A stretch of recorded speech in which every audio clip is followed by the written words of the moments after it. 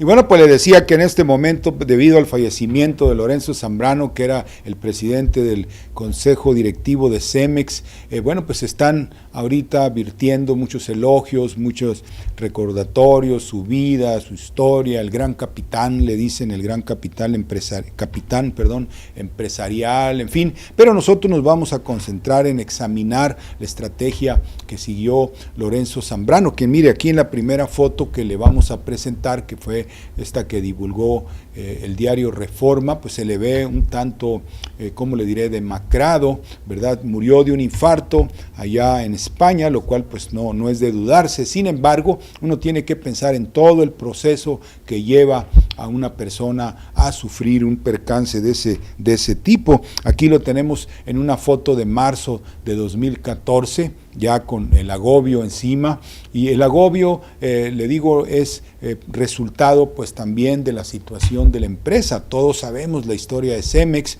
todos sabemos la historia de su endeudamiento, todos sabemos la postura que asumió Lorenzo Zambrano a partir del 2007, que empieza, digamos, formalmente la quiebra financiera de la empresa. En ese momento empieza la batalla para tratar de salir a flote, tratar de conservar los fierros, como se dice por acá, es decir, que no fuera embargada la empresa, pero empieza a suceder algo dentro del grupo empresarial de Monterrey, el llamado Grupo Monterrey, o grupo de los 10, que empieza una especie de relevo de Lorenzo Zambrano. Mire, lo primero que ocurre es que él sale de la presidencia del Consejo de Administración o algo así, tiene el nombre del Tecnológico de Monterrey, un cargo que es vitalicio, ¿verdad? Si usted llega a ese puesto es para toda la vida, puede estar usted viejito, y si usted llegó a ese puesto de viejito sigue al frente del Tecnológico de Monterrey. Hubo un relevo, todo el mundo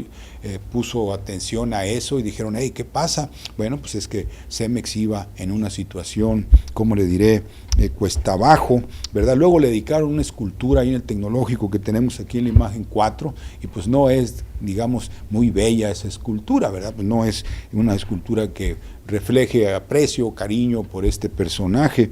Así que así empezaron los problemas. Mire, después de lo del 2007 hubo tantos problemas, lo tenemos aquí en la imagen 5, agobiado también a Lorenzo Zambrano, que incluso hubo una orden de aprehensión en su contra. Imagínese usted, por allá en mayo del 2011, una orden de aprehensión exigida o reclamada por City Express, que tenemos aquí en la imagen siguiente. City Express es esta cadena de hoteles que estaba construyendo hoteles en Veracruz, ¿verdad? Y bueno, pues no les gustó el cemento, dijeron que el cemento estaba malo, ¿verdad? ¿Y qué pasó? Pues se vino el juez y inmediatamente ordenó una orden de aprehensión en contra de Lorenzo Zambrano. Imagínese usted, de ser la gran figura del empresariado mexicano a recibir órdenes de aprehensión, ¿verdad? Aquí está también en la imagen 6A los extrabajadores, esta gente que trabajaba para él y de repente decidieron traer un barco lleno de cemento más barato que lo que Cemex estaba vendiendo aquí a nuestro país, solamente para demostrar que Cemex pues incurría en prácticas monopólicas, es decir, que vendía más caro el cemento, imagínese usted. Así que, bueno, estas cosas se fueron sucediendo. Obviamente no es fácil para una figura del empresariado con tanto poder, ¿verdad?, con tanto dinero, empezar a ser hostigado así de manera a veces directa, ¿verdad?, como esto de la orden de aprehensión de este hotel City Express, y bueno, pues ocurrieron esas cosas, y eso pues naturalmente fue agobiando a este personaje. Esta cadena de hoteles, pues cadena transnacional, pues dijo, no, pues si me vendes cemento malo. Después se arregló, no tardó ni 2 días el asunto, se aclaró, ya no hubo orden de aprehensión, se revocó y ahí terminó la cosa. Pero le da una idea pues de lo que pasó con una figura como ahora ya fallecida, ¿verdad?, de que tuvo a cargo esta empresa tan poderosa en un momento y que de repente se derrumbó. Y bueno, pues de eso vamos a hablarle después de este corte.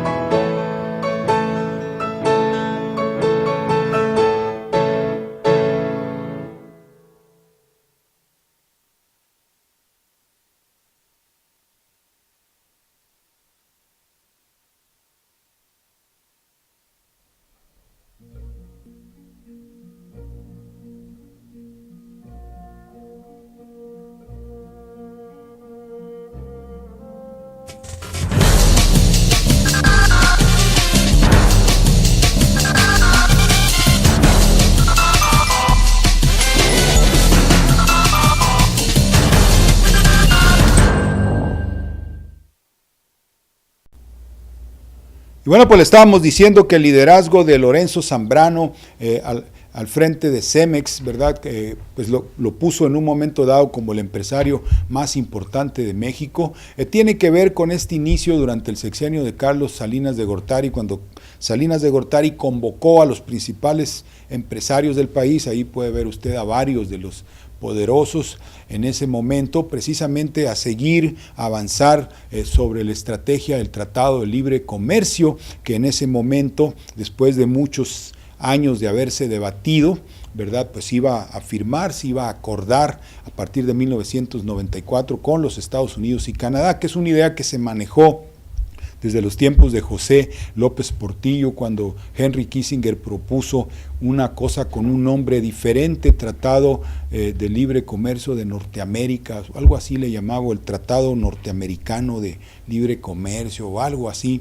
Entonces López Portillo lo había rechazado porque decía, no puede haber un acuerdo de libre comercio entre naciones que son completamente desiguales económicamente. Los Estados Unidos es una potencia y nosotros somos un país débil económicamente, pero bueno, esa idea se superó o se evadió, más bien dicho, por el grupo de Carlos Salinas, y bueno, pues se firmó el Tratado de Libre Comercio y la lógica era así: nosotros tenemos un tratado de libre comercio con la nación más poderosa del mundo, con el mercado más grande del mundo, así que vamos a exportar forever, ¿verdad?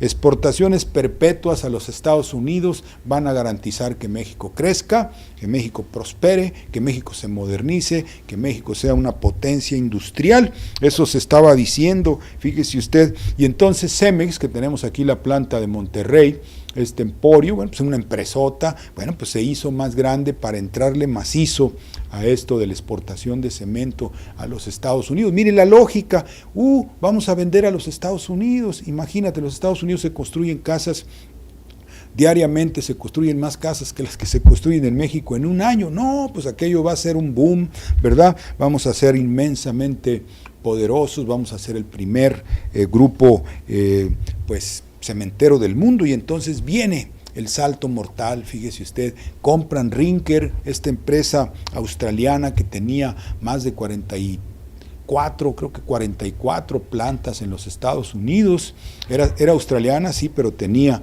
presencia en los Estados Unidos. Entonces Cemex dijo, órale, ahí te va, y nosotros con Rinker nos vamos a meter a los Estados Unidos, al boom de los bienes raíces. Estamos hablando precisamente ya del 2007, ¿verdad?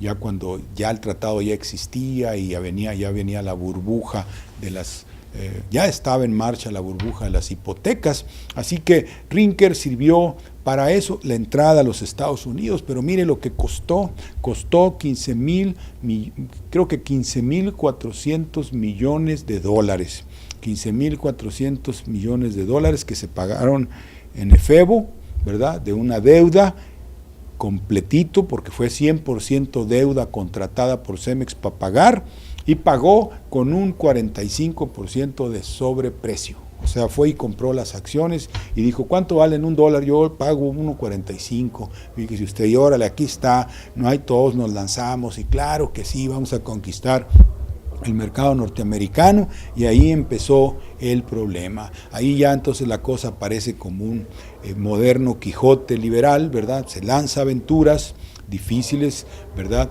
que pues no va a poder cumplir. Mire, aquí está la historia en esta gráfica, la historia que tenemos aquí. Mire nada más qué buena historia presentó. Esto es del diario El Economista, hay que reconocer esto, está muy bien hecho. Ahí está, mire, empieza a crecer Cemex desde 1995, que entra Zambrano a la presidencia de esa empresa, empieza a comprar cosas, pues no tan grandes, en España, en Colombia, por aquí, por allá, va haciendo adquisiciones, y en el 2007 da el salto mortal y se lanza a comprar Rinkel, la que le estoy mencionando, y ahí se encharca con 15,000 millones, fíjese usted, y mire cómo está la cosa ahorita, se colapsa, tiene que empezar a vender, vende una parte de Rinque también, y luego ya se queda ahorita con unos 17,000 millones de dólares, fíjese usted, de 18, 19 que traía,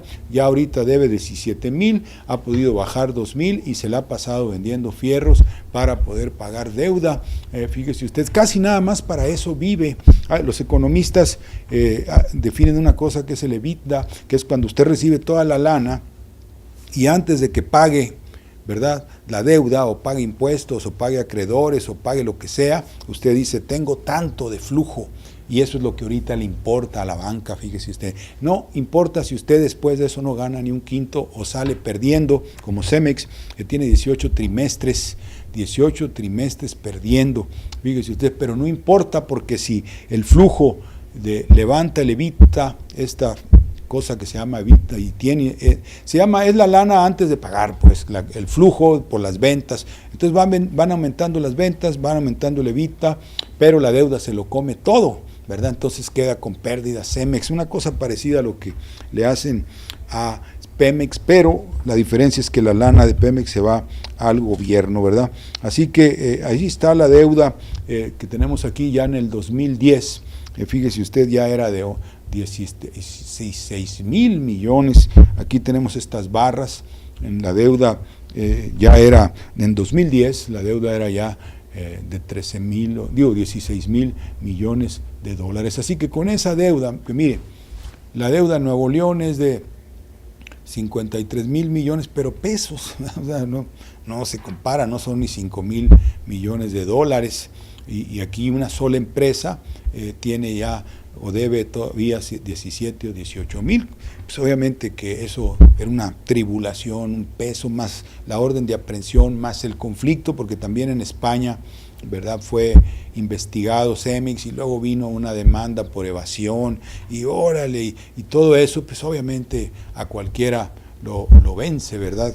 Sobre todo si no se ve la recuperación de la empresa. Aquí está la venta cuando ya tiene que vender Holcim, esta compañía que pertenecía, más bien a Holcim le vende una parte de la Ritke, esta empresa que había comprado australiana, y pues ya ahí se ve, ellos le llaman desinversión, ¿verdad? Así es cuando uno está perdiendo y vende los catres y vende la televisión y todo, pues uno dice, es que ando quebrado, ¿eh?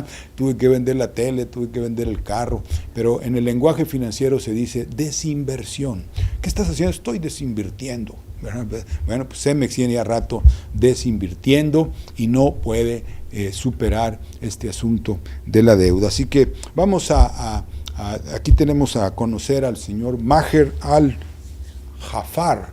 Maher Al-Fahar es el vocero, como quien dice, el presidente de comunicación, y es el que dijo en el 2011, estamos vendiendo todo, lo de Estados Unidos, lo de Europa, lo de Asia, todos lados, todo lo que tenemos de activos lo hemos puesto en venta para tratar de cubrir la deuda. Esa es la historia, fíjese usted, de Cemex, más o menos pública, así que pues tenemos que pensar en que con el nuevo presidente de Cemex, que se va a conocer en estos días, no creo que tarde mucho, vamos a saber por dónde va a agarrar este hombre, a lo mejor pone a la empresa en liquidación, es un riesgo, ¿verdad? Porque ya con lo que se ha vendido ahorita se han perdido más de 10,000 empleos a la hora de vender o se va a la renegociación de la deuda, porque pues aquí también hay una corriente en el Grupo Monterrey que sostiene que no toda la deuda se tiene que pagar, porque por ejemplo Vitro dijo que los derivados financieros eran apuestas, que eran ilegales, y se defendió de pagar 800 millones de dólares, imagínese usted, bajo la dirección de Hugo Lara, este ingeniero que dirigió Vitro un rato y luego se salió. Bueno, este hombre decía, no, la deuda no se puede pagar, puede ser que surja un nuevo presidente en Cemex que piense de esa forma, no sabemos. Vamos a regresar con más después de este corte.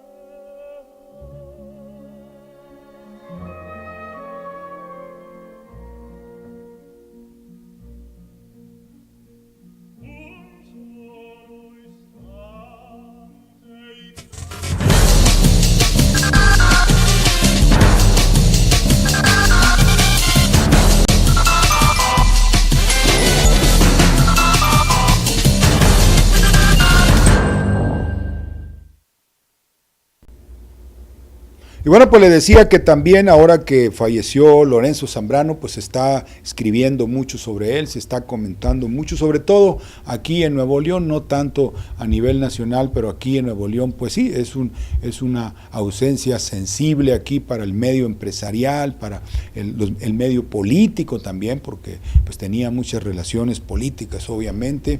Entonces, la cuestión es que la visión que se tiene, pues es la de alguien que, ¿cómo le diré?, se atrevió, ¿verdad?, a salir al mundo, al llevar a Cemex bueno, 50 países, pues es muchísimo eso, ¿verdad? Es una aventura, digamos, muy riesgosa, y que bueno, pues eso era lo importante de Lorenzo Zambrano, que decidió salir a esta aventura. Mire, esto tiene que ver un poco con la concepción que tiene Mario Vargas Llosa sobre el Quijote de la Mancha. Usted sabe, Mario Vargas Llosa es un ideólogo liberal, es un ideólogo como Enrique Krause, como ese tipo de corriente, y ellos piensan, Vargas Llosa, este escritor, piensa que el Quijote era una especie de héroe liberal, que esas aventuras a las que el Quijote se lanza, ¿verdad?, inspirado por las novelas de caballería, pues son aventuras individualistas. Usted sabe cómo es el individualismo no reconoce procesos en la sociedad, no reconoce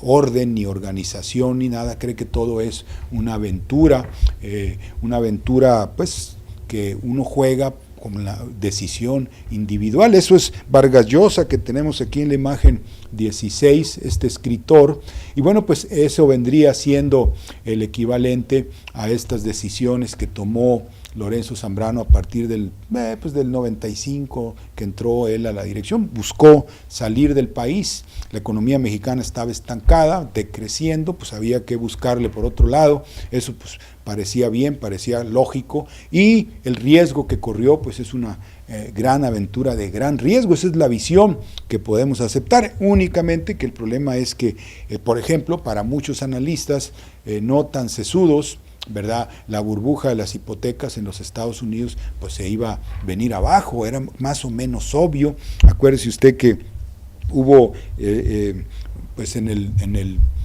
1987 un crack general en el mundo, y a partir de ahí la economía empezó a desplomarse, así que entre el 89 y el 90 la Reserva Federal norteamericana y el gobierno deciden meterle lana a la economía, financiando una burbuja de compra y construcción de vivienda, que es la que vemos a toda marcha, a todo vapor, digamos 2005, 2006, todos esos años, ¿verdad? Pero que en el 2008-9 hace explosión. Aquí tenemos en la imagen 19 lo que pasó, el derrumbe. Mire, estas son las acciones de Cemex, de cómo se desploma a partir del 2007-2008, ¿verdad?, cuando pues se colapsan los ingresos por la caída de la burbuja o por el desinfle o la ruptura de la burbuja especulativa de la vivienda ya en los Estados Unidos, y ahí es pues donde el Quijote, ¿verdad? Por eso es el problema de este personaje, es complejo. Vargas Llosa dice que es un héroe liberal que decide salir al mundo, desafiar orden y leyes y todo, ¿verdad? Otros conciben a Don Quijote como la expresión de la enfermedad de la élite dirigente en aquel tiempo. Efectivamente, explícitamente Felipe II, que era el que más o menos se parecía, ¿verdad?, que quería salir al mundo a dominar y a vencer y a imponer la religión católica y los valores y todo eso, ¿verdad? Entonces, este era el personaje que pudiera, digamos, hacerse, digamos, una similitud en todo este esfuerzo o aventura que emprendió Lorenzo Zambrano por allá a partir de 1995. Vamos a regresar con más después de este corte.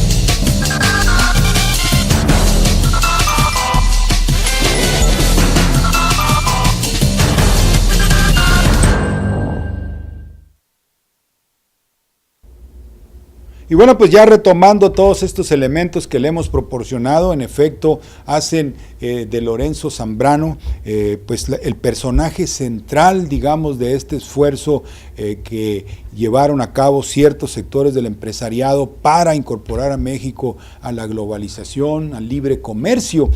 Lorenzo Zambrano destacó por encima de otras figuras, ¿verdad? Por ejemplo, los dueños de cervecería o los dueños de ILSA, que finalmente pues perdieron sus propias empresas, ¿verdad? Cemex, digamos que se mantuvo, todavía sobrevive, pero lideró, digamos, la aventura de salir fuera del país, salir a 50 países, ¿verdad? Y al mismo tiempo, pues la caída de Cemex, ¿verdad? La bancarrota o semi-bancarrota en que se encuentra, pues también es una demostración de que esa estrategia pues no era la correcta para México, y menos ahora, ¿verdad? Porque pues ahora usted sabe, todas las grandes empresas exportadoras de ese periodo, junto con Cemex, ILSA, por ejemplo, ¿verdad? El propio Vitro, ¿verdad? Que decían, es que en los Estados Unidos vamos a vender y vender y vender, porque también quisieron participar en la burbuja de las hipotecas allá en los Estados Unidos, también se metieron, ¿verdad? Una operación que manejó Wall Street directamente, y fue la que les dijo, vénganse. Los bancos de Wall Street pues le dijeron a Cemex, son los que le prestaron, por ejemplo, los 100,000 millones, los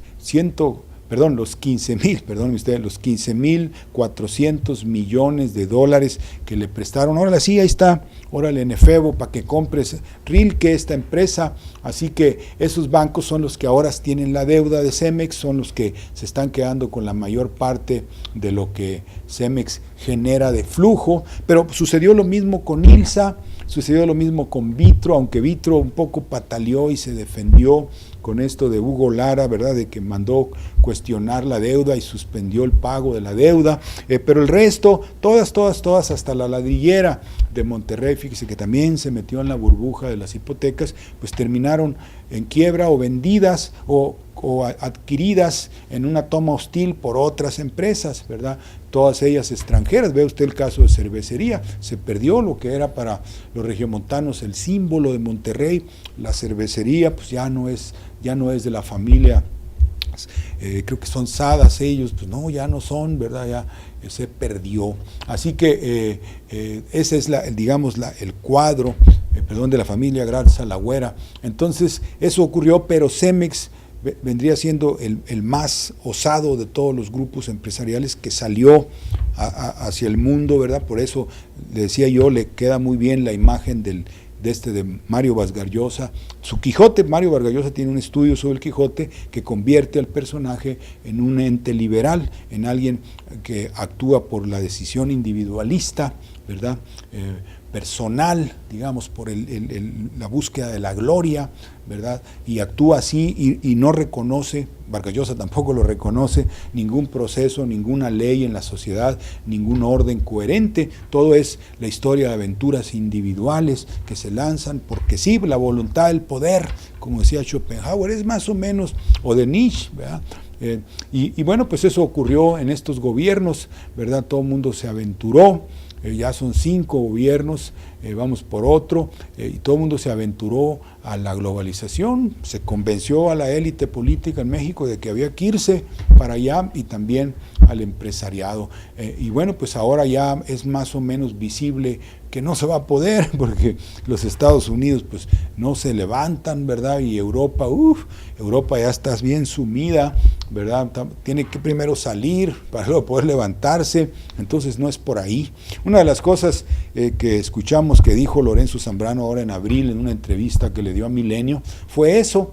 Les dijo, pues mira, ya a nosotros no nos interesa mucho el sector desarrollado, ya no nos interesa mucho Europa o los Estados Unidos, nos interesa las regiones donde hay un alto crecimiento, como pues el sudeste asiático, la propia China obviamente, y algunas partes de Europa, yo creo refiriéndose más bien a Europa oriental, ¿verdad? Más hacia adentro, hacia cerca de Rusia, más que digamos a España, que está en la lona, o Italia, o Inglaterra, ¿verdad? Que están en la mera lona, ¿no?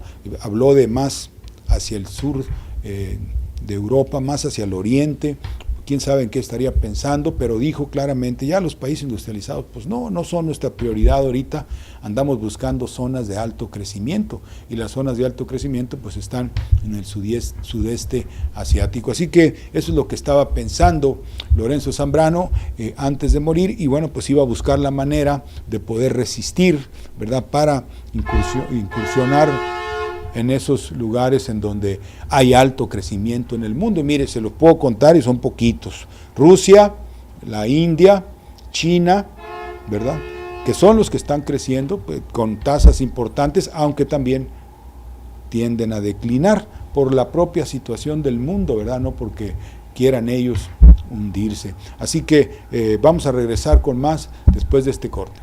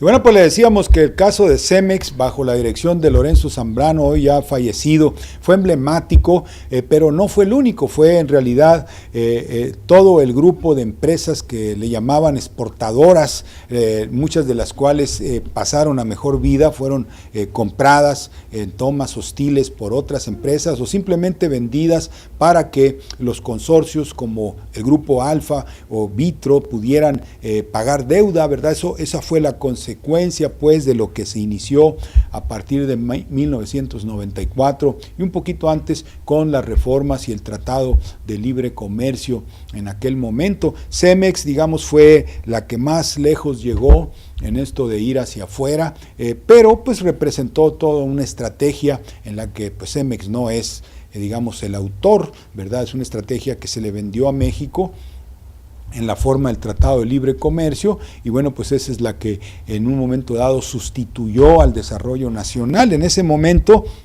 con Carlos Salinas como presidente, pues se tenía la certeza de que la economía mexicana no podía crecer por la deuda, por las crisis anteriores, y que era necesario orientar la industria a la exportación, y que pues el crecimiento de México vendría eventualmente como resultado pues de exportar mucho a los Estados Unidos o a Europa, y luego eso redundaría en un crecimiento interno. Nunca ha ocurrido, nunca llegó ese crecimiento, porque pues el crecimiento tiene que ser voluntario, ¿verdad? Tiene que haber gobierno y tiene que haber sector privado que decida reconstruir la economía, y eso va a tener que hacerse, oiga usted, tarde que temprano, porque todo lo que se esté pensando en este momento como estrategia de exportar, creer que de la exportación va a venir el desarrollo nacional, pues es un error, ¿verdad? Y yo creo que, bueno, pues en ese sentido, a lo mejor involuntariamente, ¿verdad? Subrayo, a lo mejor involuntariamente, eso va a ser la aportación de Lorenzo Zambrano ante la historia, ¿verdad? Demostrar en la práctica que la estrategia globalizadora que se le vendió a México pues no funcionó, ¿verdad? Y que es necesario que México, esa va a ser la enseñanza, busque más bien el desarrollo interno de su economía. Así lo van a ver la gente en el futuro, va usted a ver, porque pues ni modo que sigamos por el mismo camino. Ya en este momento también se están cayendo las exportadoras de autopartes, que son las que quedan, ¿verdad? Que son las que tuvieron el último boom, hace unos 3, 4 años, y ahorita pues ya andan como que ya no está igual la cosa, ¿verdad? Así que la necesidad del desarrollo nacional es lo que uno entiende mejor al ver la historia de Cemex durante la presidencia de Lorenzo Zambrano. Vamos a terminar porque ya se nos acabó el tiempo, pero pues lo invitamos para que nos sintonice mañana. Estamos poniendo y repitiendo Una furtiva lágrima, esta área de la ópera de Donizetti que se llama El Elixir de Amor, con un tenor mexicano, Rolando Villazón. Bueno, vamos también a ir poniendo otras por el estilo. Entonces lo invitamos para mañana, miércoles, aquí a las 12 del mediodía en elregio.com. Hasta mañana.